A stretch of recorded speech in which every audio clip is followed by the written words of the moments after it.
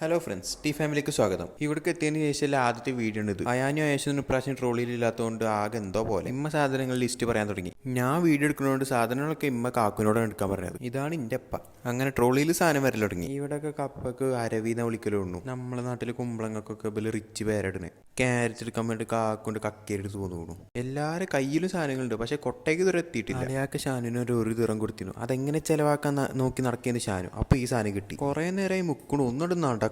അങ്ങനെ ഒടുവിൽ അവനക്ക് സാധനം കിട്ടി. ഈ ചുയിങ്കത്തിന് വേണ്ടിയിട്ടാണ് ഇങ്ങനെ കിടന്ന് മുക്കിയത്. കണ്ടോ, അവിടെ സാധനത്തിന്റെ പേരിന്റെ പകരം ഓരോ ആൾക്കാരെ പേര് എഴുതിയേക്കുന്നത്. ആയാനുവിന് ശേഷം കിറുക്കത്തരം കാട്ടുന്ന വേറെ സാധനം ഷാനു. കണ്ടോ, എന്തോ കാട്ടാൻ നിൽക്കാണ്. കണ്ടോ ഞാൻ വരുന്നുണ്ടിട്ട് എല്ലാവരും മുങ്ങണു. ഒന്നും അറിയാത്ത പോലെ ആള് മുങ്ങാണ്. വന്നിട്ട് ഒരാളെ പേരില്ലാത്തൊരു സാധനം കണ്ടതാണ്. ആ സാധനത്തിന്റെ പേരാണ് ഇങ്ങനെ. ഉമ്മക്ക് എന്താ പറ്റീനാവോ? ആദ്യത്തെ ദിവസം അയച്ചു, വല്ലാതെ സാധനങ്ങളൊന്നുമില്ല. ഓഫറിന്റെ കടലാസ് അവിടെ ഉണ്ടായി. ഇമ്മ ഓരോന്നും ഇങ്ങനെ വാങ്ങും. അതുകൊണ്ട് ഞങ്ങൾ അവിടുന്ന് വല്ലാതെടുത്ത് പോയി.